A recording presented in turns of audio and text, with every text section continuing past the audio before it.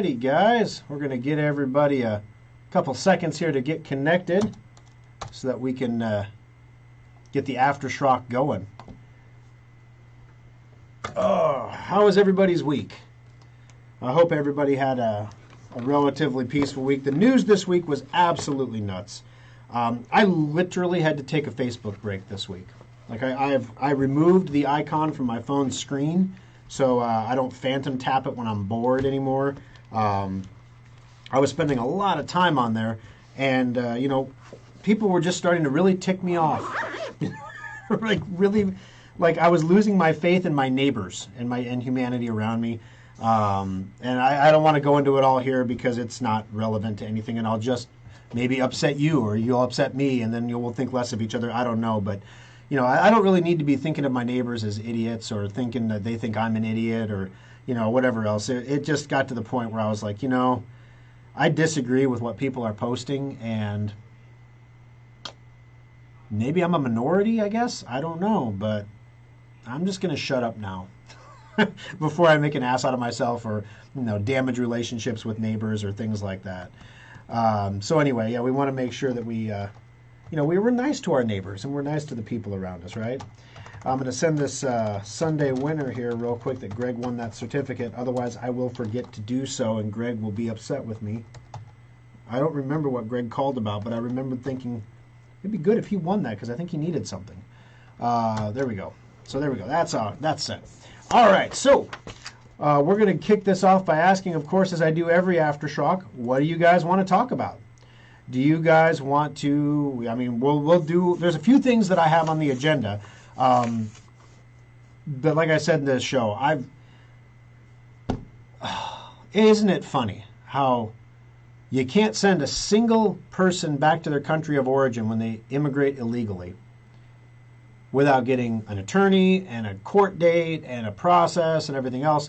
But suddenly you get drone footage of 14,000 Haitians under a bridge in Texas, and you can send 2 plane loads back a day all of a sudden.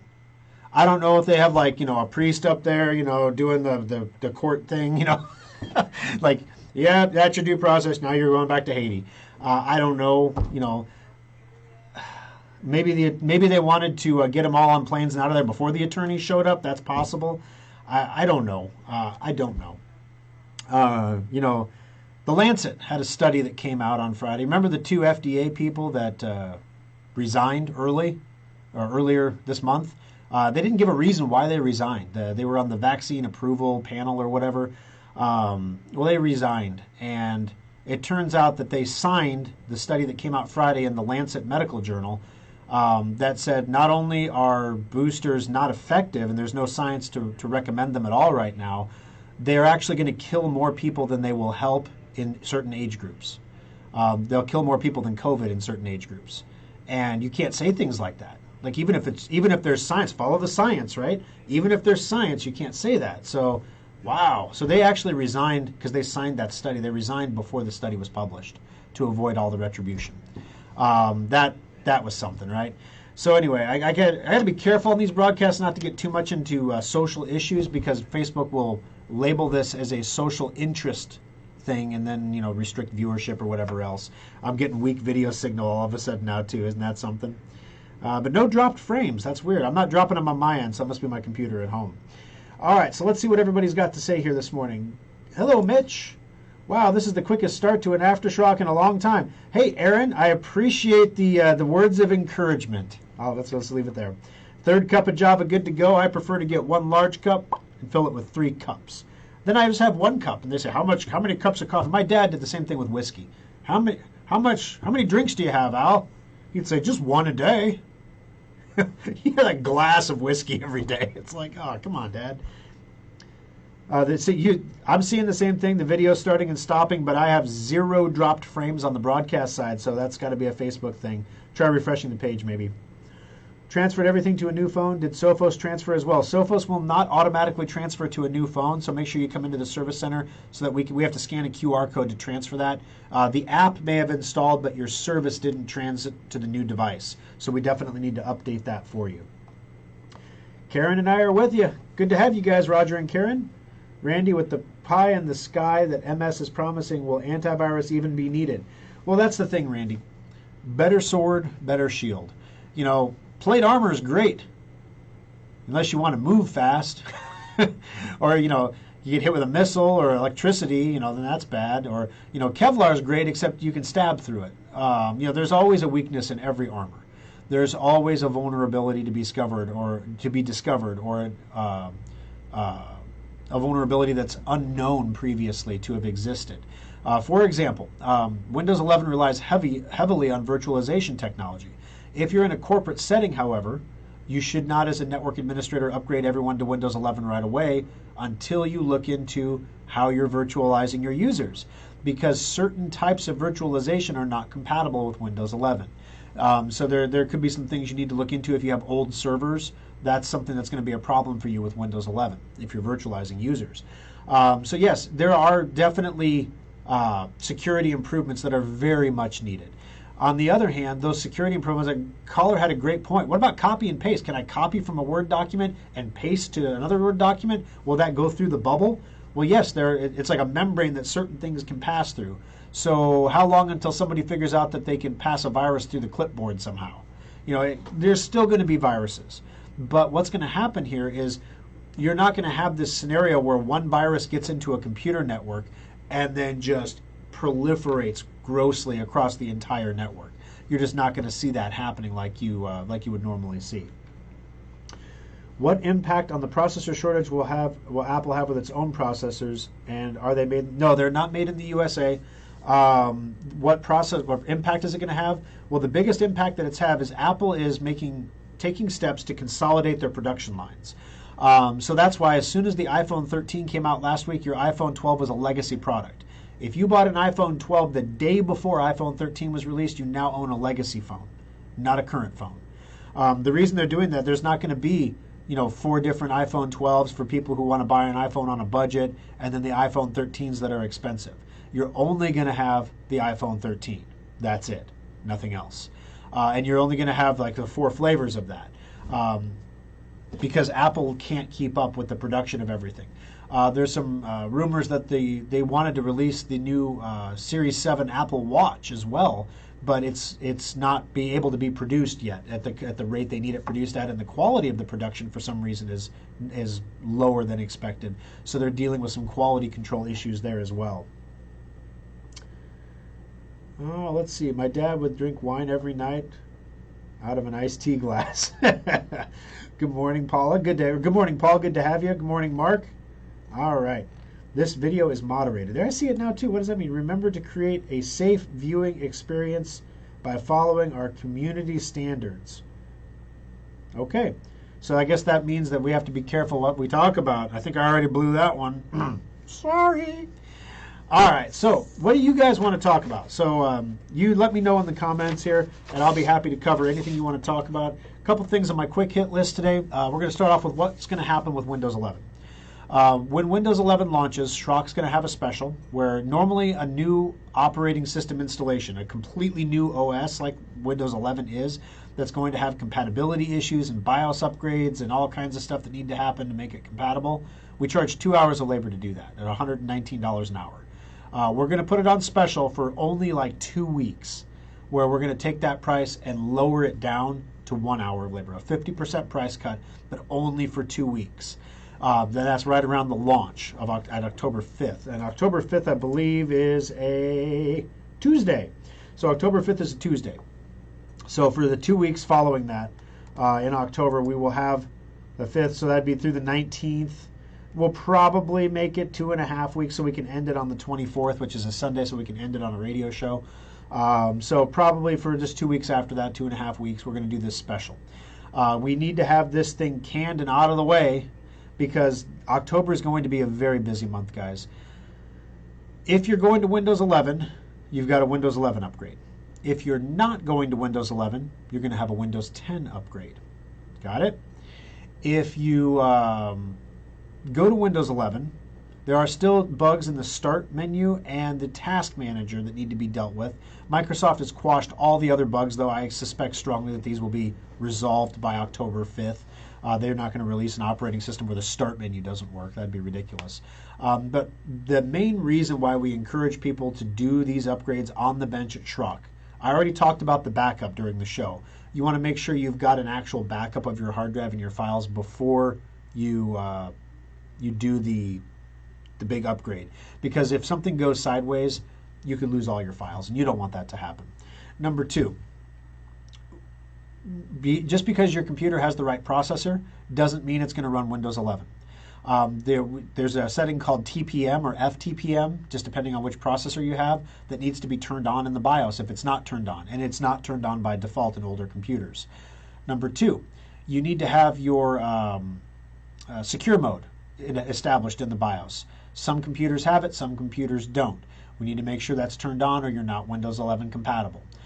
Third, you may need an entire BIOS update because those options may not even be available in your BIOS. So the BIOS update makes them available, so then we can change the settings and then we can upgrade you to Windows 11. You see what a donkey show this becomes.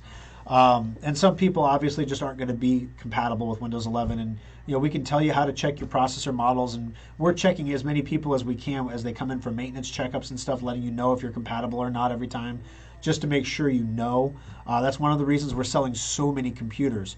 There's two reasons mainly. Dell, HP, Toshiba, Sony, all the major brands raised their computer prices about 10% last week. We have not raised ours. And as a result, we are selling more computers. So that's one thing. Number two, all of our computers are Windows 11 compatible. Therefore, people who are not Windows 11 compatible and they come in for a maintenance check and they find they have a bad power supply or a bad hard drive or something like that, or motherboard with swollen capacitors, and they're faced with a $300, $400, $500 repair on a computer versus buying a new computer. You can repair the old computer and use it until 2025. It is not Windows 11 compatible. That's $300. You can buy a new computer for $700, do a data transfer for $150. So now we're at what, $850, but you have a new computer that is Windows 11 compatible. So you can come back in 3 weeks and get us to upgrade it for you to Windows 11 too. Because Microsoft is going to pester the hell out of you until you do it or until you accidentally click the wrong negative option. Are you sure you want to cancel? Yes or no? Are you sure you want to cancel your Windows 11 upgrade? And the title is Windows 11 Upgrade Now, ? And you say no. Well, you just said yes, because it's a double negative. That's the kind of junk stuff that Microsoft did last time around. They're going to do it again. And the longer you resist moving to Windows 11, the more insistent they will become if your computer is compatible with Windows 11.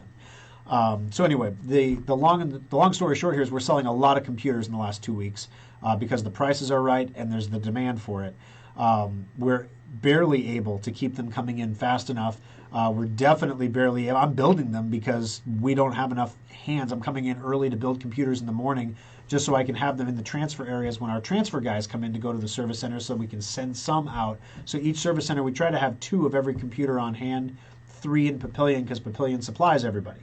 Well, we're lucky if we have like 1 or 2 of each on hand at each service center right now. Because by the time we get them built and sent out, it might only take a day, but we've sold the one that was already there, and now we just have 1 again. So it's a fun problem to have. Don't get me wrong; I'm not complaining about it. I'll build just as fast as a little elf can bake cookies, but wow, it's something else. So the way that the promotional calendar looks, guys, we really, really try not to heap sale upon sale upon sale. It gets old to listen to on the radio. It gets exhausting for our customers because it's like one more thing I have to do with the computer.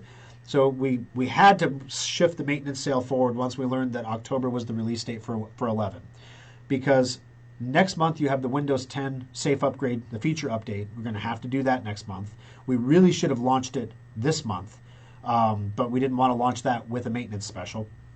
So we're going to start selling the licenses for Safe Upgrade next month, because we expect a September release for that as usual.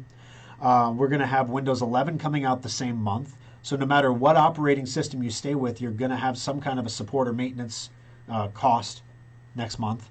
Then as we go forward into November, we're going to launch the holiday special on November 1st. And then, of course, we go through the holiday season. So the holiday special this year has had to be upgraded significantly over last year's model. And when I say significantly, I mean significantly. Part of it was chip shortage. Part of it was cost. I mean, the problem is your chips that are normally a lower cost chip. So when someone tells you it has a Ryzen 7 It could have a 3rd generation or a 5th generation Ryzen 7. They're both Windows 11 compatible. If somebody tells you it has an i7 processor, it can be a 10th or 11th gen i7 processor. They're both compatible, right? So the problem is, normally the lower generation chips are less expensive because there's newer chip, right? Right now, people can't get the newer chips, so they're buying the older chips, and it's caused the price of the older chips to be as expensive as the newer chips, which means, from Schrock's perspective, we may as well buy the newer, faster chips to put in everything because they cost the same as these slightly slower chips that are a year old. Normally, we don't put customers on the bleeding edge, we put them on the cutting edge, but it's as long as we can build our test computers and everything runs well with 5th gen Ryzen 7 5700G processors. Yes, you heard right. There's a G on the end of that. If you know anything about your Ryzen model numbers, which you probably don't, but whatever.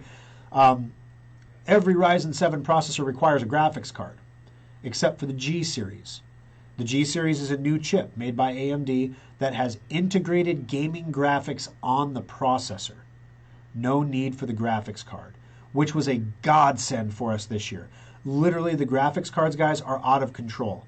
We continually have to buy less and less capable graphics cards for more and more money, not because we're trying to save money or stay under budget on anything, but because our ventures require a graphics card because they're running a Ryzen 5 chip. It has to have a graphics card. And we used to use an RX 550. It cross-threaded with the graphics card or with the processor. It was great. Can't buy them anymore. They're simply gone. Yeah, I think we're buying GT 730s right now for the holiday special, and we're paying $100 a card. These were $30 a year ago for this card, and really, I mean, it's not intended to be a gaming card. If you want a gaming card, we have gaming card options available. This is intended to be a card that supports multiple monitors and also all the different monitor connection types. We try to give you a VGA or D-sub. We try to give you the DVI. We try to give you the HDMI on every computer so that no matter what monitor you have at home or what monitor you buy or what cord you have for that monitor, you can hook up to it without having a support call. That's the whole reason we do that. We haven't been able to do that on some of our computers. Some of our Endeavors don't have DVI ports on them right now because the motherboards are in shortage and we had to switch to a secondary motherboard. Exact same chipset, great motherboard, just it has a VGA and it has an HDMI. No DVI. Okay. Of course, some of the monitors we sell only have HDMI and DVI, and they come with a DVI cord. So there's all kinds of logistics that get into this. Like if you're buying a monitor and a computer, we want to make sure we sell you an HDMI cable if you don't have one at home, because you're going to need that. You want that anyway, but you're going to need it for this one. So anyway, lots of fun stuff going on there. Let me see. In the world of cryptos. Oh, sorry, I didn't finish holiday special stuff. So the holiday special desktop this year is going to be the Ryzen 7 5700G processor. It's incredibly fast. 32 gigabytes of memory. It's going to have a 1 terabyte solid state hard drive in the computer. It's going to have the 802.11, it's Wi-Fi 6, 802.11 AC, Wi-Fi 6, Bluetooth and Wi-Fi this year, so that if you have wireless headphones or a wireless microphone you use for Zoom or work from home, all that stuff will just connect right to the computer automatically for you. It's pretty good stuff, guys. Of course, the holiday special always comes with a monitor, comes with a keyboard, mouse, and speaker. It's a complete package. The price is at $15.99 this year. So $15.99 buys you the entire computer package in the middle of a pandemic-induced chip shortage. I have to tell you, I did not think we were going to be able to do that this year, guys. We've been buying chips. We're quantity limited to 4 at a time on the 5700G chips. Every week we've been buying 4 chips for the last 2 months because we got to get 50 chips, and we got to get them before December because normally we sell 150 holiday specials. Officially, that's still going to be the limit this year. That we're going to stop at 150. I don't know that we're going to be able to produce 150 this year, guys. The holiday special laptop is an Asus Vivo book, which is awesome because it matches our lineup perfectly. It's got a slightly different palm rest than the regular Vivo books. It's got some dimples on it, some artistic stuff. Nothing functional, but just artistic stuff. It has the Intel 10th Gen i7 processor in it. an incredibly fast processor. It's got a touch screen, 15-inch touch screen. It's got a backlit keyboard. It's got the fingerprint reader, the USB-C ports, the USB 3 ports, the HDMI ports. Literally, it's got everything you can want, and the higher-end versions of those ports that support external monitors and other things like that. So literally, the laptop, we have one customer has already expressed an interest in being an early adopter for the laptop, Cliff. We're going to be getting back to you. We want to build one in the service center first and run it through the paces. Then, as long as I ordered in two, one to test and one to build for you. And because the test one, once it's done, it goes to the lovely Kimberly for its photo session for the catalog. And then we get them into the service centers. The holiday special desktop, we have not asked for early adopters yet. Guinea pigs. If you want to be a guinea pig, we'd love to have you. We, of course, test the build first. But the reason we do 3 early builds of each is we want to get them into the hands of one normal user, one business user, and one super cutting-edge advanced user. So that's really what we look for when we sell the 3 models, because we know if we get a complaint from somebody, we are like, this isn't nice, or this doesn't work, or I was confused hooking this up. We can address those before we push them out to everybody. We can get that stuff resolved. If we make a change to the hardware based on your feedback, of course, we will update the model that you purchased as well to make it current. Haven't had to do that in the last couple of years. There haven't been any hardware changes required. But if you're interested in doing that, the thing to do is to contact the service center. Send us an email. That's probably the easiest way. Send an email in. Go to SchrockInnovations.com. Go to contact. Send an email in. Whatever service center you want. I get a copy of all the emails that come in. I'll see that you're asking about holiday special stuff, and I'll save that and set it aside with Cliff's email. That way we can make sure that if you want to be an early adopter, you can do it. The laptop price is the same at $15.99. All right, so there's your holiday specials. Let's take a look at comments here since we haven't done that in a second. All righty, let's see. There's the iced tea. There we go. Why doesn't Ford or GM just start their own chip manufacturing program? Well, there's something to be said in business for doing what you're good at. And Ford has done, of all the auto manufacturers, they are in the best position going forward. You know, someone was asking me for stock tips earlier. Look at Ford. Ford just sniped the leading AI developer. I forget what it was. Somebody from Tesla that was huge in electric vehicles. Just went to Ford. They also got somebody else. Ford owns half of Renai, I think it is.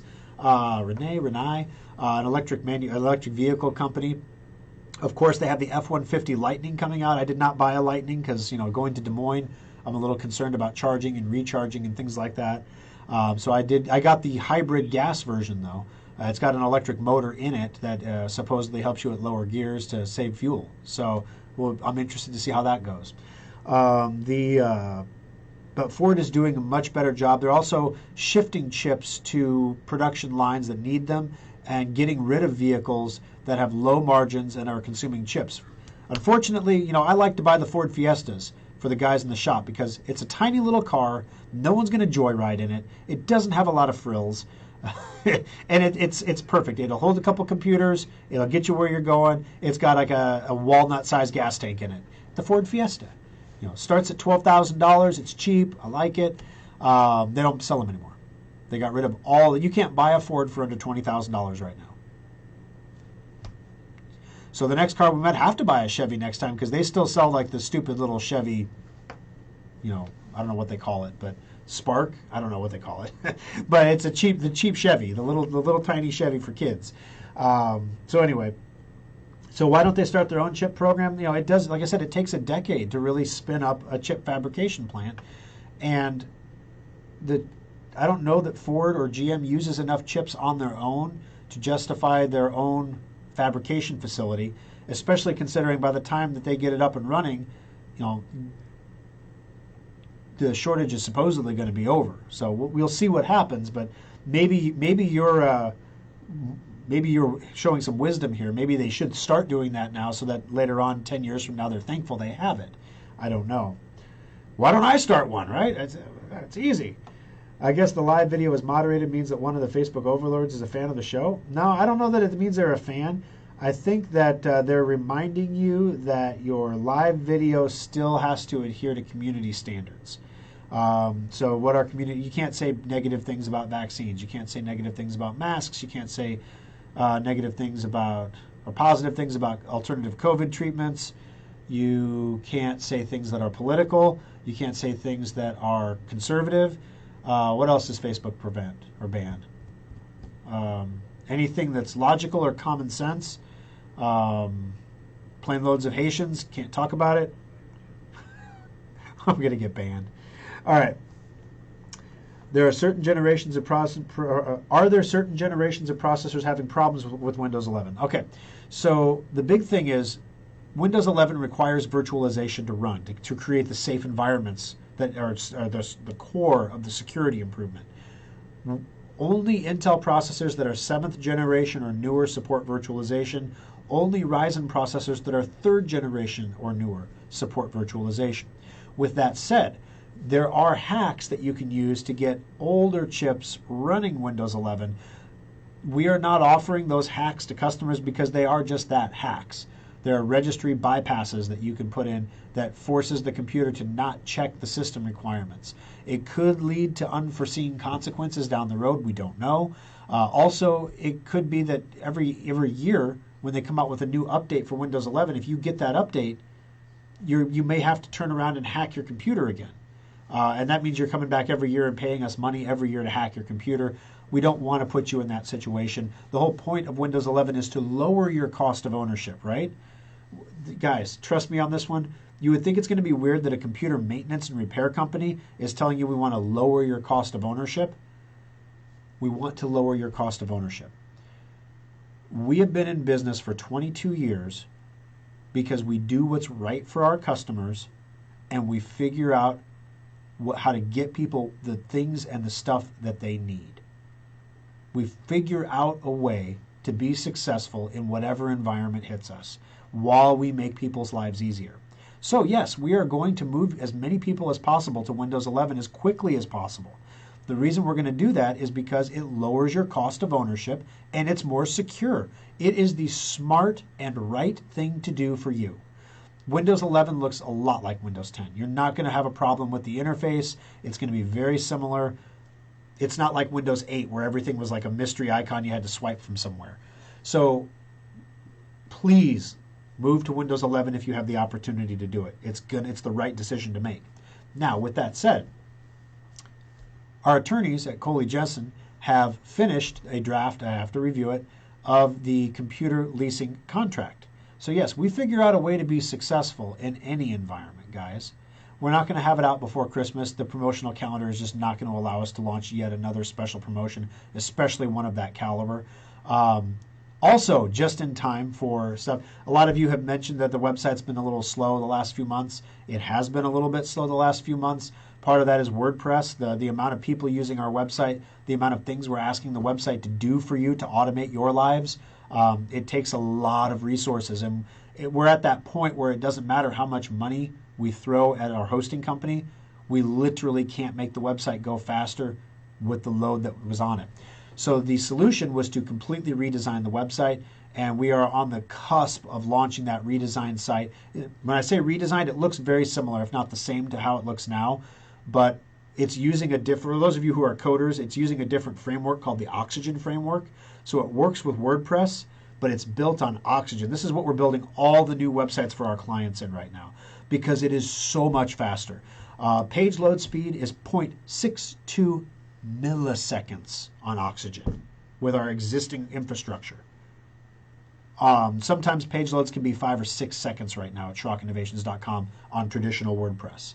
So it is a phenomenal improvement, and our competitors are going to cry in their Cheerios when our website speeds go up like that because we're going to rock it in the search results. We have an SEO professional every single day making $60,000 a year, and his only job in the world is to make sure we rank. And he's been saying for the last 3 months, guys, the website speed, it's the website speed. I can do all kinds of things for you, but until you fix the website speed, it's not going to matter. So all he's had to do in the last 3 months is fix stuff that he can't see a measurable response in our search results over. And now we're about to drop the fix for the speed. And it's going to be phenomenal. So anyway, that's you're gonna notice when you're purchasing on the website and when you're checking out on the website that your experience is so much better than what you had before because you're not going to have to wait for page loads. Things are going to be quick, quick, quick, and that's the way we want them. But just in time for the holiday special, it's going to be great. So we've got that going on. We've got the computer. It's not really leasing. It's not really renting. I still have to come up with a word for it. We'll probably come up with a fake word for it because that's what you do. You create an Uber. You create a Twitter. You create a Fiverr. You know, a Schrocker. I don't know. You're going to get Schrocked? It sounds good and bad. I don't know. Or, you know, maybe we have a customer in Papillion who loves to come in. And I was at the grocery store in the milk aisle at Hy-Vee, and his tagline is, "Thor, my computer is fully Schrock'em-sized." And when somebody shouts that across the dairy aisle of Hy-Vee at you, and you just keep walking. No, but he's a great customer. But he was in this list last week. His computer just stopped turning on for some reason. He's like, "What's up with that? It just won't turn on today." Stopped into the Papillion Service Center. So anyway, we have plans, guys. We want to lower your cost of ownership. We want to make your life easier. Windows 11 is going to do that. We're going to be just fine. Don't worry about us. We're going to be just fine. Our competitors are going to have a problem, though. With fewer viruses and lower cost of ownership, fewer updates, there's going to be less opportunities for things to break. There's always going to be broken computers, but there's going to be fewer of them. And we're already seeing a consolidation. Another of our competitors is up for sale right now. Two of them, actually. We've been approached about both of them. Neither of them are really an acquisition that we see a huge advantage in making at the moment. We've offered them both earnouts, which is basically where you come to us. You've got warranties out there. You've got customers that have expectations, and you're done. You want to fold up shop. Health reasons on one side, business reasons on the other. So, tell you what. Let's take all of your customers and transition them to Schrock Innovations customers, and we will give you X percentage of any sales from those customers for either this period of time or up to this amount of money. Neither one of them liked the earnout. They felt that their brand was strong enough that it should be continued on, which is, that's fine. But we're just not too interested. We did that with ARN Networks. We tried to run a two-tiered system where Schrock was the premium tier, and then we had a used computer store called ARN. And eventually people figured out that Schrock owned both. And when they figured that out, they would look at the computers at Schrock, and then they go to ARN and they look at the computers at ARN and say, "Hey, they're half the price here," and they'd buy the used computers, expecting the same level of service you get at Schrock. Lo and behold, the technicians that we hired at ARN were substandard to Schrock standards. They were the people that wouldn't get hired at Schrock. Let's put it that way. And I'm not trying to be rude. I'm just saying that, for the prices we were charging, we couldn't afford top-level talent. You can get some decent people at cheaper rates, but they're just not quite as customer servicey. So you had, some service issues. Warranties were only 90 days. And then customers would buy their computer at ARN and then bring it over to Schrock for warranty work. And then they would get upset with us when we tell them, "You didn't buy the computer from Schrock." "Well, I bought it from ARN. It's owned by the same people. You should service it here." Unfortunately, we don't service it here. We can't even check your warranty status here because ARN is a separate company from Schrock. It was a mess. It was such a mess. People got upset. Customers were ticked off. It really was not a pleasant situation to be in. And I have no desire to go back into that world ever again. And both of these companies sell used computers. I have no interest in doing that ever again. It's a bad deal for customers. It's a bad deal for business owners. And God bless you, you can make a bunch of money selling used, refurbished garbage. Lord knows lots of places do it. And people think, "Oh, I'll save a bunch of money on this." Well, guess what? Guess what's going to happen to the refurbished industry after Windows 11 launches? They'll have until about 2025, and then 3 years in, they'll have the first batch of computers coming off lease, because that's where these all come from. All the used computers you see at these stores are released from leases from business owners, and then they get sold in pallet form. They just put them on a pallet and wrap them in plastic and say, "A pallet of Dell laptops, gonna start the bid." and then you have to buy them, and then you have to test them, and you have to refurbish them, and clean them, and polish them, and this lid's scratched, and this one's broken, but it's got a nice lid. We're going to swap that. Now we have one good-looking one. It's a labor-intensive, not fun job to have. No interest whatsoever in doing it, not even a little bit. So we told them we'll do earnouts. We'll make them Schrock customers. We'll honor the warranties that you put on all this used crap. We'll make sure that your customers are taken care of in the way that you promised that they would be taken care of. But then we're going to transition them into Schrock's product line. Some of them will be happy about that. Some of them, they won't be. They bought a used computer because they wanted a used computer. They'll find another place to buy a used computer. And that's fine. People will buy what they want to buy. We're not for everybody. So anyway, that's that. Now, cryptos this week. On the crypto front, Bitcoin and Ethereum. Bitcoin has eked out a little bit of an increase. I haven't looked at it here this morning yet. They were up at around the upper 48,000s yesterday. There's some rumors they could be pushing back to 50 here soon. Usually Bitcoin pumps on the weekend, sells on Mondays when the institutional investors come back. Retail people pump it over the weekend. 47.3 now. And Ethereum is still at 3,300 floating around there. Definitely down from its near $4,000 high. So we've got a slightly down week in the crypto world. Nothing compared to what the market's going through right now. I am nervous, guys. I sold my stocks. I kept my Coinbase because I believe that Bitcoin is going to go up before the end of the year, and Coinbase stock price literally trades in sympathy with Bitcoin. So if I believe Bitcoin is going to have a 20% increase in price, Coinbase should as well. I think that one's a safe one to hold for now because it's locked into that Bitcoin price. This is why I tell you guys I'm not a good trader. I resisted the emotional urge that something's not right for 2 weeks now. Like something is really not right here. Something's really not right here.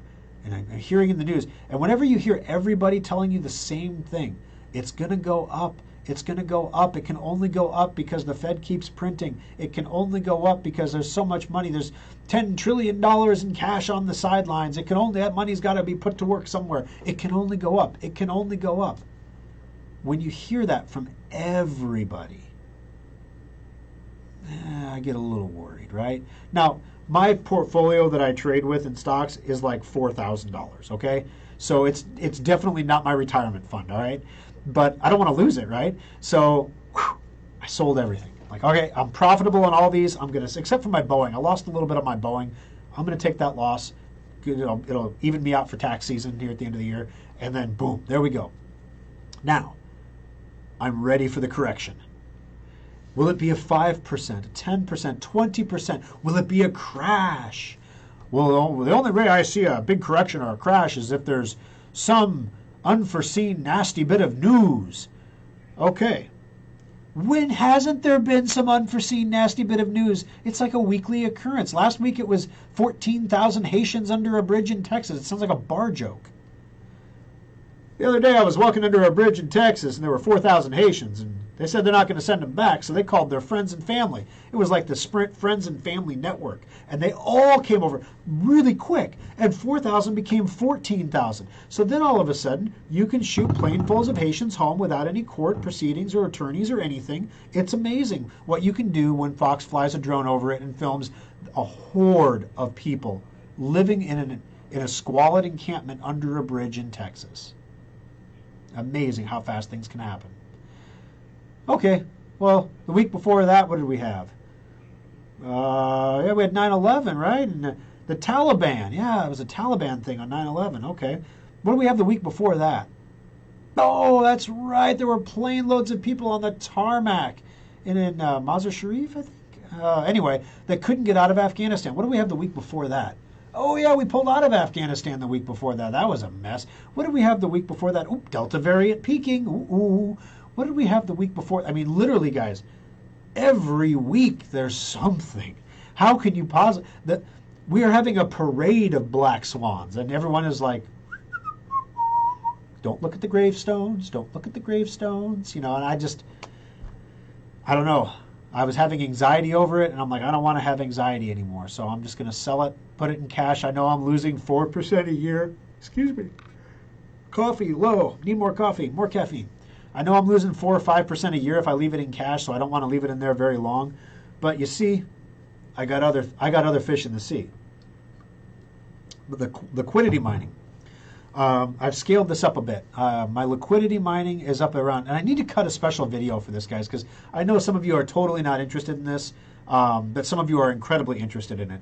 But my liquidity mining is scaling, and it's scaling really well. I'm up to, I moved $14,000 into my liquidity mining account, which sounds like, holy crap, Thor, that's a lot of money. Well, it's not retirement level money, but we're at that point now where I'm comfortable moving significant money in. So if I move that $4,000 from Ameritrade anywhere, it's going to be into this, because my $14,000 investment is averaging $96 a day in interest. And my capital is appreciated. The coin values have gone up. And that was including the period of time that had the 20% drop in Bitcoin and Ethereum. So I was doing $160 a day in interest before that. So what I learned was when there is a significant market drop in the cryptos, you will see a reduction in the interest paid from providing market liquidity and liquidity mining. But the value of your tokens, while it does drop, because half your money is in stablecoin, your losses are mitigated. So it's actually kind of a safer place for capital to be. As the altcoins drop, people stop trading them, and therefore there is very little impairment loss. You're not losing your capital as much. The value of the coins goes down, but if you believe that the value of crypto is going to go up over time, which I do, you're not too concerned about the short-term value of the coin. I'm just concerned about making sure I'm getting my liquidity payments for providing liquidity. I don't care what the value of the coin is as long as I have my 200 or 1,000 or whatever dollars in that coin earning liquidity, earning $96 a day. As the average. So I had some days that were 160. I had some days that were like 70. But $96 is the average over a 2-week period. So we're in week 3 right now, guys. Let me take a look at my spreadsheet here, just to kind of give you guys a quick. Now this is current capital value as of yesterday was $14,600. Okay. We had capital gain or loss means appreciation of my capital. My capital has grown in value by $1,861. $1,300 of that came from interest payments. So roughly $500 of that came from capital appreciation. My average daily interest, my overall gain for a 2-week period, 2 weeks and 1 day, is $1,800 on a $14,000 investment. Let me hit you with that again. $14,000. So a 10% return, right, would be $1,400. 10% annualized return would be $1,400 a year. I made like 14% in 2 weeks. That annualizes, okay, now without getting all the exponential stuff, because right now I'm just reinvesting the interest. Every time I get an interest payment, I'm just rolling it back into more coin. Because I'm trying to create a compounding interest snowball here. And there will come a point, which I haven't decided when yet, there will come a point where we start pulling money back out to secure capital, right? We don't want to lose the capital, given if the worst case scenario happens and everything goes to zero, I want to have my capital back. But right now I want to get the compounding interest snowball going. And so that means I want to keep adding money to this as fast as I can. So at the current money that's in it, with the current interest averages and everything else, if I don't reinvest the interest, if I just let it keep going, my projected monthly interest is $2,700 a month on a $14,000 investment. That's a mortgage payment, guys, for a very nice house. Projected annualize that's $33,000 a year. Hey, that's a low-paying job for doing nothing but watching your money grow. My projected annual capital value at the end of the year, I started with $14,000. I will have almost $48,000 at the end of 1 year. Now that's without me saying I'm adding the interest, and it compounds and earns more, and then it compounds and earns more. And I compounded on average. You have to have $200 to compound, basically. So that means every 2 days, roughly, I'm able to compound. So it's not a daily compound; it's every 2 days, which makes the math really tricky. But yeah, it's it's the real deal. It's really doing well. So I would encourage anybody who's into crypto to take a look at liquidity mining as a potential income source to diversify if you're concerned about stock market crap. All right. Let me go to the rest of the comments here, then we're going to wrap it up. Like decent gaming graphics from the chip? Yeah, like decent gaming graphics. Like you could play Call of Duty on a 5700G chip. Now, it's not going to be 1080 quality, right? I mean, you can play it on normal settings. You're not going to check it up to advanced settings and max everything out and have that chip keep up. But it's amazing because it's done on the processor chip, which is great. Will the BIOS be set to a Windows 11 ready during the maintenance checkup for a 2020 holiday special desktop? We're going to check your computer to see if it's compatible during the checkup. If it can be made compatible, yes, we will make it compatible. We don't even tell you we're doing it. We just make it compatible. If it cannot be made compatible, some 2020 holiday special desktops were sold with second generation processors, guys. So we know that's the case. It was the chip shortage. We said second or third gen. We didn't know Windows 11 was going to require third gen because there was no fourth gen in desktop processors, and fifth gen was brand new. So the only choice, third gen or second gen, those are the only choices you had. So if we couldn't get third gen, we subbed second gen. Well, now we're like, great. We know that some customers have second gen chips. So we're going to deal with that as we come across it, basically. The Chevy Volt, it's not the electric one. I wouldn't buy the electric Chevy just because the guys, they're not going to. I can't trust them to keep gas in the tank, let alone charge the damn thing. Intel is doubling its Arizona facility. Yeah, Intel is investing big because they sell foundry space to AMD and other chip makers. So it's an investment for them. Even if they're not going to be making Intel chips there, someone's going to make chips in their foundry. It's taking more than a minute for my comments to show up in the chat. It must be causing the Facebook overload's heartburn. I don't know. Let's see. Trying to find out how to do the external drive backup steps on the Schrock website. Okay. If you do a search for backup, it should come up. Otherwise, it's under the do-it-yourself section. Scroll down a little bit, and you'll see it there. But it's pretty straightforward. You hook up your external hard drive. You click on Start in the lower left-hand corner, and then you click on the Settings gear. So you're going to your Settings control panel, okay? You're going to go to Update and Security, because that means backup. It just does, okay? On the left side, you click on Backup, and you want to use the Windows 10 backup, the file history backup. There's a little slider switch. You can turn it off or on. You turn it on. It's going to ask you what drive you want to use. You select the drive, and then you're backing up. It's that easy. So it's pretty straightforward stuff. I recommend making some advanced option changes under more options. I like to tell it to save my backups until it needs room, and then to delete the oldest backups to make room for the newest ones. Because file history backs up versions of your files. Every time you change a file, like the spreadsheet I'm keeping for my liquidity mining, every time I put a new value in it and save it, I've created another spreadsheet. So after 365 days, my backup will have 365 different spreadsheets saved. Well, that's fine. I don't really care. It's a backup drive. But when it gets super full, at that point, I want it to throw away the old stuff I don't need anymore to make room for the new stuff.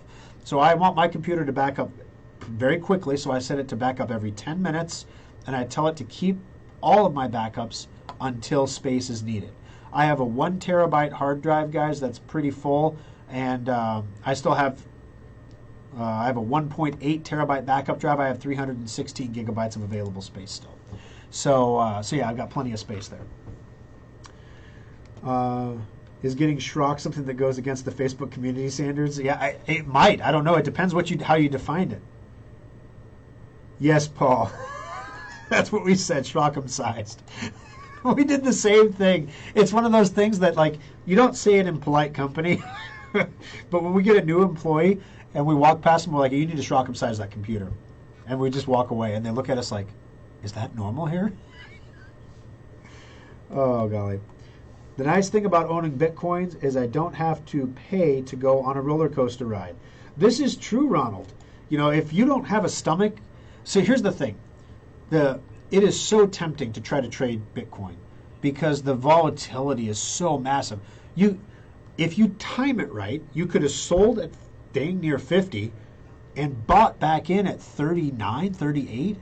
You could have made a boatload of money. Of course, that's assuming you can time the entry and exit perfectly. That's two different events timed perfectly, which is very, very difficult to do. Thor can't do it. Thor loses every time. Thor's an emotional monkey. I don't want to lose my Bitcoin. I worked hard for that Bitcoin. You know how long it took me to save for that Bitcoin? I want to keep it. And I want to keep it because I believe that as there are some we're in a fourth turning, okay? If you're not familiar with the concept of a fourth turning, I encourage you go on Audible, get an audiobook, go on Amazon, find a book called The Fourth Turning. Read about the generational turnings, and you'll find that history has a 4-generation pattern to it, going all the way back to Roman times. It has a 4-generation pattern.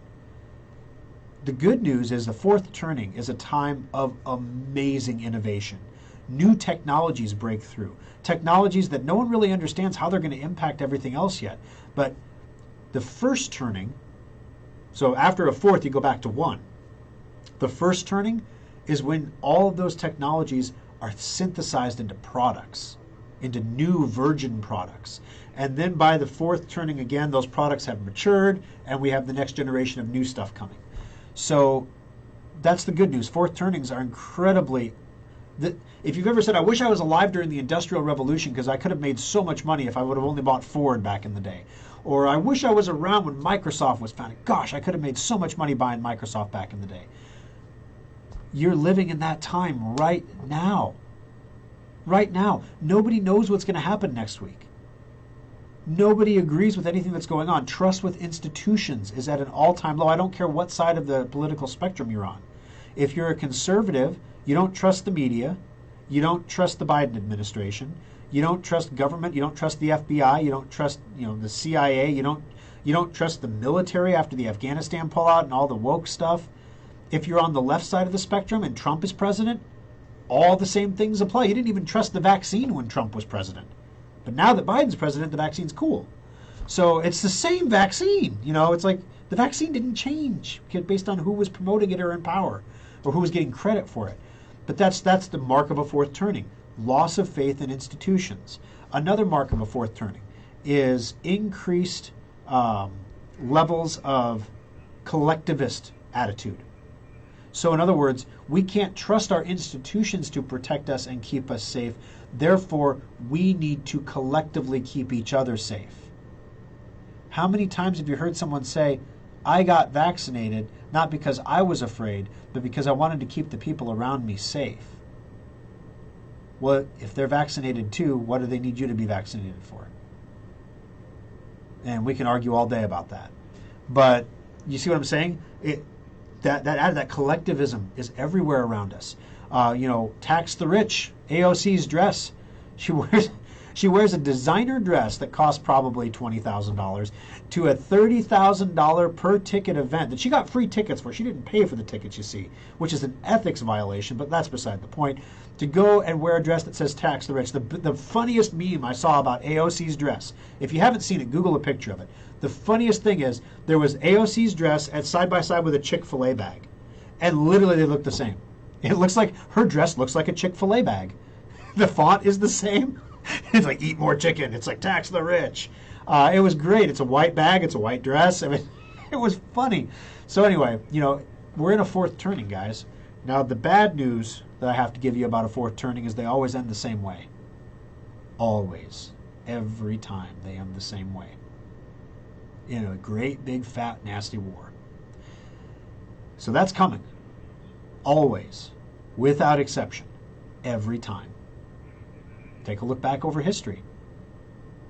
So the greatest generation we had, the last fourth turning, was World War II.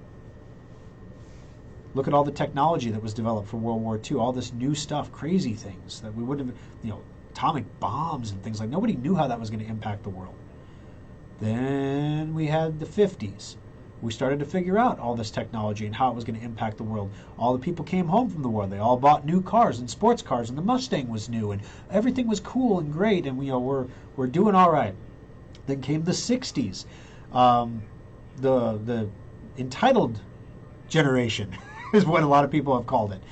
Then came the 70s, and then came the 80s, And then came the 90s, and you can just watch the progression of the generations and how they're the same over and over and over. The other day I was listening to, it was funny, I was at my nephew's birthday party, and on Cox they have that music choice channel that you can play music on. And they were playing, like, it was the oldies station. They were playing oldies. And I'm looking at the dates on the screen, like 1950s, 1960s, and I'm like, this is what people thought controversial music sounded like in the 50s and 60s. Today, to most people, it sounds boring, right? But, this is what controversial music sounded like. And then it was funny, at the top it said, looking for something new, question mark. And we're on the oldies channel. I just thought that was kind of ironic. But anyway, so read about the fourth turning. It'll give you a lot of insight about what's happening now. It'll give you some calm, actually. Not because, yay, we're going to have a war, but that's the other thing to think about is that every military is always training to fight the last war, right? So after Vietnam, we trained how to fight in jungle environments. Like everything we had was jungle camo. Everything was jungle war. Now everything we have is terrorist insurgent and anti-terrorism and anti-insurgency. Small force, small tactic units, small groups of people, special forces units. We haven't fielded large forces of troops on the ground going in one direction against an enemy since the Gulf War. Can we even do that anymore? That's why they war game, I guess. So that's not what the next war is going to look like, I don't think. I think the next war is going to look like supply chains being disrupted. I think the next war is going to look like hacking and bioterrorism. I think the next war is going to look like civilian power grid disruption. It's going to be bringing a society to its knees to the point of capitulation without having to invade. And you think, well, how is that possible? Take Wi-Fi away from a kid for a few hours, and then try to imagine what their life would be like when Runza doesn't have any corn dogs, and you can't get any crab, and meat prices are up, and, well, the power's out again. Darn it, this seems to happen every other day now. Thor can't mine Bitcoin because the power's always out. This is so stupid. Gosh, I wish we could just figure this out. Another hack? Come on. That's the world we're going to be living in, and we're kneecapping ourselves right now by killing off all of the energy options that we have here in America. Natural gas is up like it was either 14 or 40% last week. It was up ridiculously high. It's going to cost so much more to heat our homes this winter for no good reason. We have the largest reserve of natural gas in the world. We just can't go after it anymore now because the president changed. And, this seesaw, this back and forth, where a business can't plan because they don't know who's going to be in office 4 years from now. It's awful, this presidential dictate kind of leadership. It's because Congress isn't doing their job, because Congress isn't passing anything. Literally, when's the last time they passed a budget? Seriously? Like, any Congress, Republican, Democrat, any of them. Was it like, they raise the debt ceiling every year, but when is the last time they passed a budget? I don't know. So without anything like that, everything's on autopilot. Money printing going everywhere. It was at least 2008 since we had the last budget. I mean, I can remember back that far not having one anyway. So it's a scary time to be alive, and it's an exciting time to be alive. And there's opportunity here in this economy to create generational wealth if you're willing to look at some of the new technology and stop and think about how it can impact you and your life and the lives of your families. That's my goal with crypto. I'm not sitting here trying to, finance my retirement. My goal with crypto is to do something that, I want to create generational wealth for my children and their children so that they have opportunities and they can, I didn't have wealth when I grew up. My parents couldn't afford to buy me a computer. We lived in a nice house. We had food on the table. We were thankful for that. I had to buy my own car when I was 18 because my parents couldn't buy me a car. I had to pay my own insurance. I had to learn all those lessons the hard way, okay? I want to be able to buy my kids a car. I don't expect my kids to be the same person that I was at their age because their experiences are completely different. They're in a different generation. The turnings explain why. Have you ever noticed sometimes it's easier to get along with your grandchildren than your children? You ever noticed that? Come think of it. Think about your grandparents. Who did you get along with better growing up? Your parents or your grandparents? Generationally, you're closer. You're only one generation apart. So you have shared beliefs and ideas even though you don't realize you do. And it's part of that fourth turning. So when you start reading about the fourth turning, it becomes really interesting.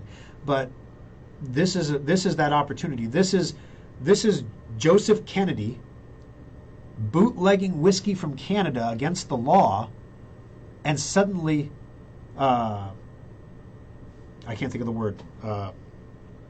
Help me out. What's the word where it's illegal to drink? I can't think. Prohibition. Thank you. And suddenly prohibition is gone. And he's got what was a bootlegging operation, but now he's the largest importer of Canadian whiskey in the United States. Overnight. Wow. And then there's a famous quote that I've been thinking a lot about this week because I was starting to get nervous about the stock market. And I know I get nervous in trading, and I try to not react when I hear things immediately because the smartphone will let you do that. I try to give it some time and think. And usually, there's a big sell-off, and then the next day or 2 days after that, there's another bounce. Okay. We're not getting the bounces, guys. That's what I'm noticing. We're not getting the bounces this time. It's like when there's a rally, it gets sold. And then it rallies up a little bit, almost to the level it was at, and then it gets sold. But we're only 2% off all-time highs. But 3% off all-time highs. 4% off all-time highs. Somebody's cashing out somewhere. So I'm like, you know what? I'm gonna pull, because the stock market is not where you're gonna make generational wealth for your family right now. It's not there. It's crypto. Now, you may not like crypto. You may think crypto's a joke. Certainly, I'm not staking my financial future on. Let me get one of the. Let me read some of the names of these coins to you, so you see how ridiculous some of this sounds. Dino Coin, Gala Coin, iPad Coin, Lemon Coin, Like Coin. I like Litecoin. It earned me $8.25 in the last 24 hours. Which coin did the best over the last 24 hours? Let's see. Tencent earned me $9.50. Looks like it's going to be Tencent at $9.50, followed by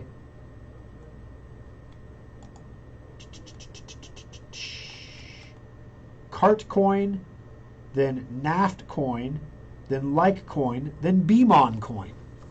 Yeah. Am I buying any of these coins because I believe they have an active use case that I'm going to go to the grocery store with my Beemon coin and buy some bread? No. Nope. I'm buying liquidity. I'm buying these coins so people want to trade these coins. So I'm providing liquidity to people who want to trade, and I'm getting a commission. And I'm taking my commission and I'm rolling it over into more and more and more. Because these coins come and go, but they're always coins. They're always coins here. So as long as the interest that you're earning is greater than your impairment loss, you make money.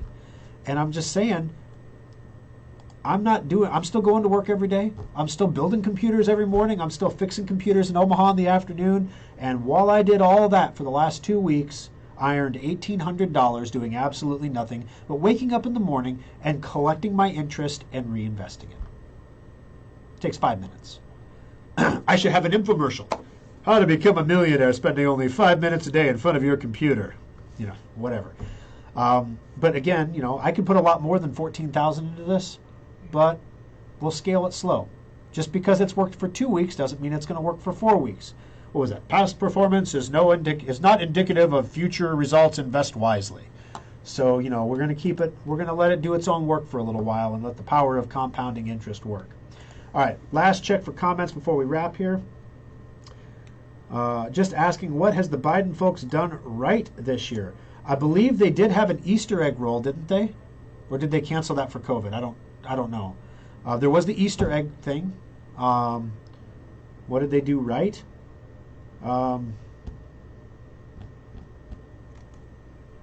This year. I said they won the election, but that was last year.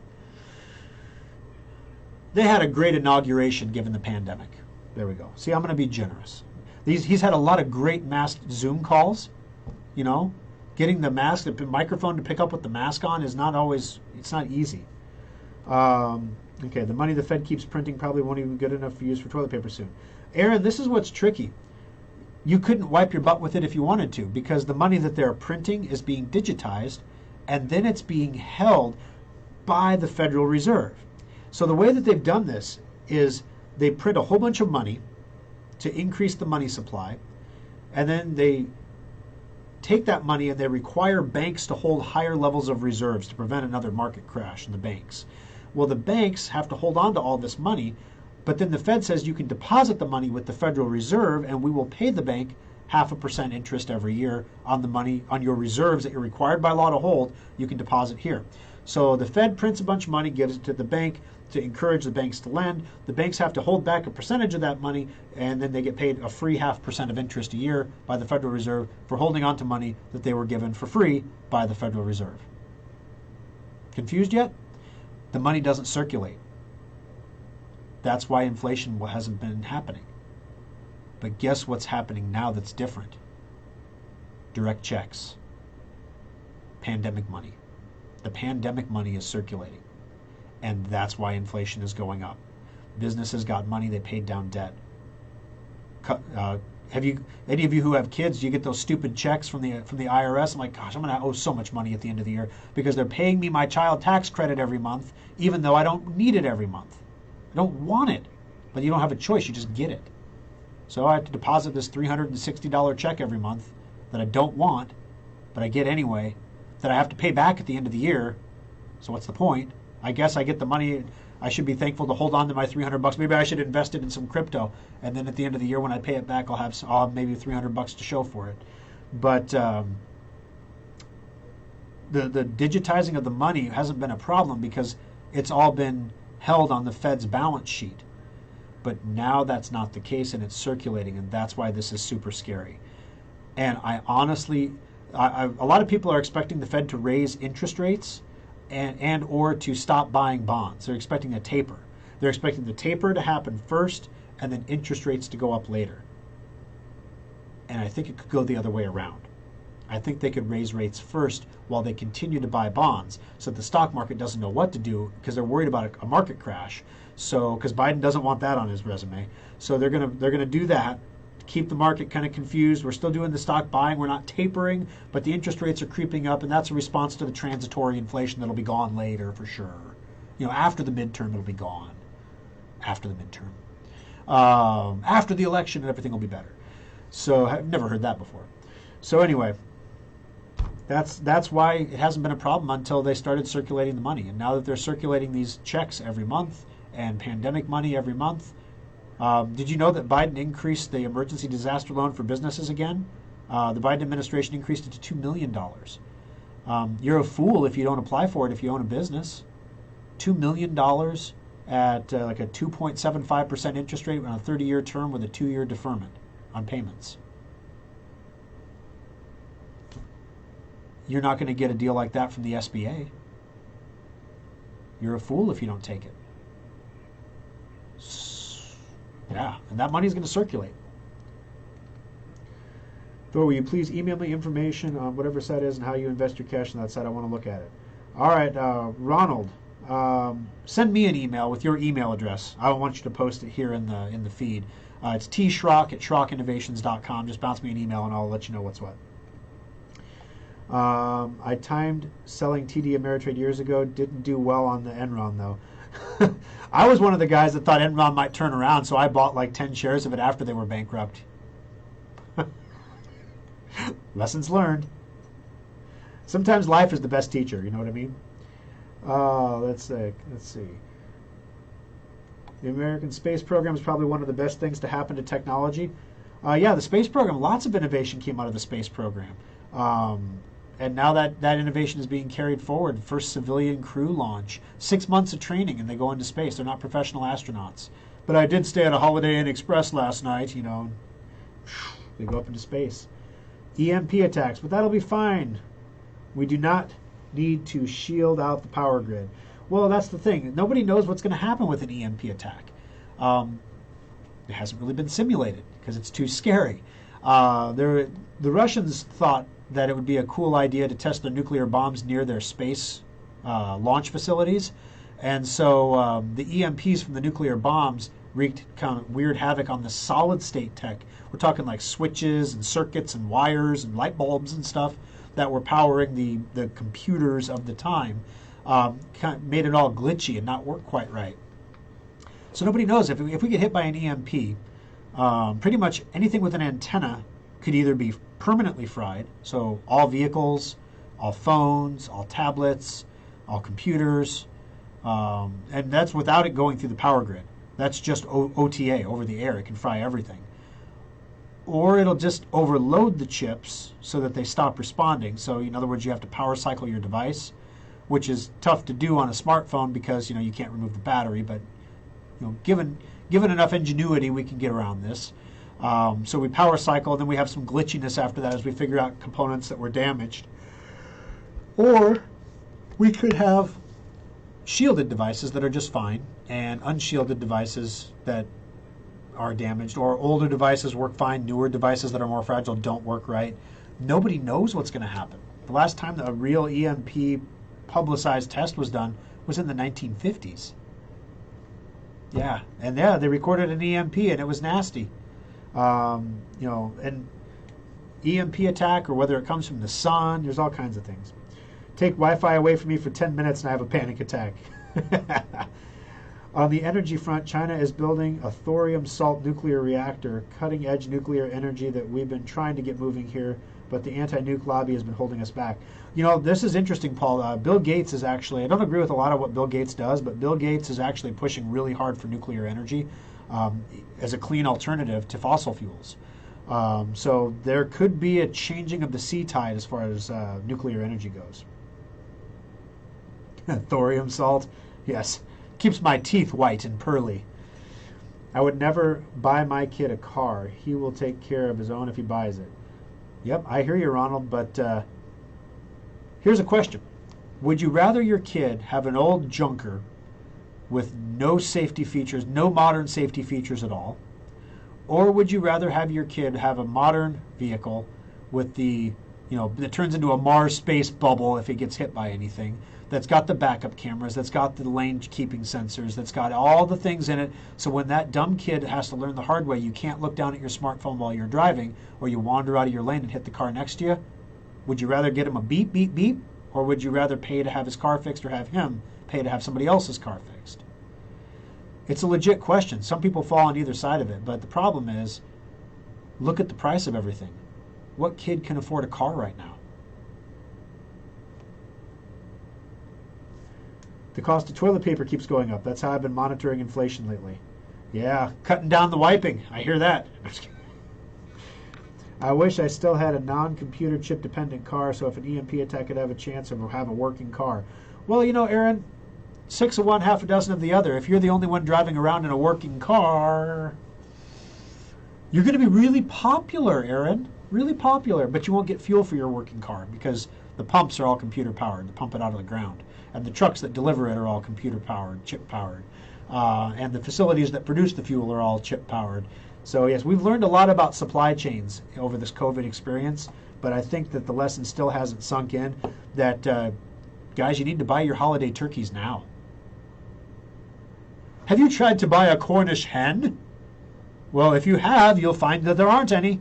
I haven't tried either. I read it online that they're in shortage. Chicken's in shortage. I already mentioned corn dogs and crab meat. Because that's my diet consists of corn dogs and crab meat. I'm healthy. But, when you can't get your kid that one thing they eat, it matters. All right. Pre-1980. I think you got to go back further than 82. Generally, you're right. Generally, pre-82. I think you got to go back 79 and earlier, 78 and earlier to have guaranteed chip free. Because microchips were introduced in the 70s. That was when Simon Says came out, 1979.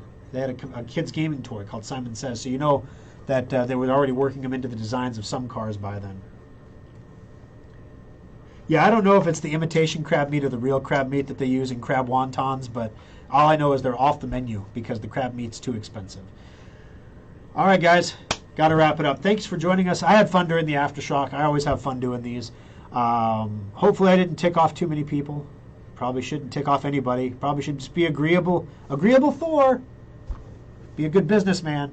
But I don't know. I like to be able to discuss different things and hear different opinions from different people about things, because the only way you can learn anything is to hear what other people have to say about it, compare that to what you're seeing, ask questions, make an assessment, test your assessment, and then you develop a belief.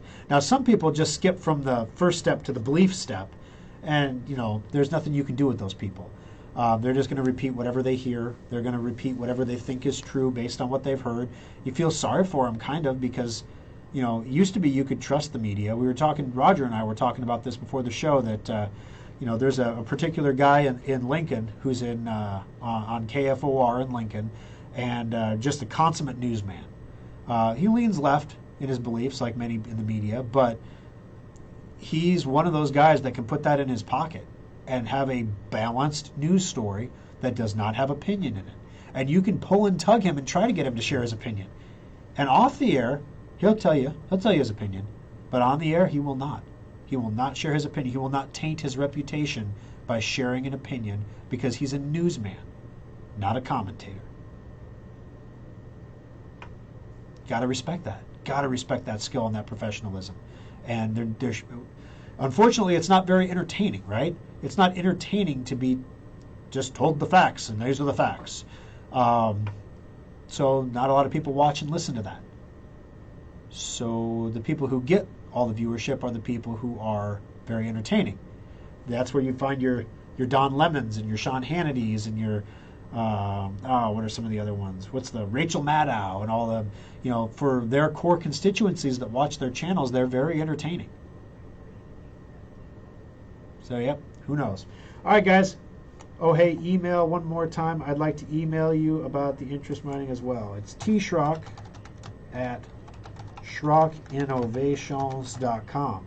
You don't even have to say it with a French accent. Mm-hmm. All right, guys. Thanks a lot. Have a great week. I hope you have a good week, and be ready for Windows 11 when it comes. We're not going to do appointments, but maybe we'll do appointments. I don't know. It's going to be so complicated. We're going to figure that out. We know what we're going to do cost-wise. We know what we're going to do feature-wise. We just got to figure out the execution on the ground to make sure we don't get overwhelmed. Windows 10, we had 1,000 computers in the Lincoln Service Center at one point. It was pretty nuts. So we don't want that to happen if we can help it. But stay tuned. We'll talk more about it soon. Thanks a lot, guys. Have a great afternoon.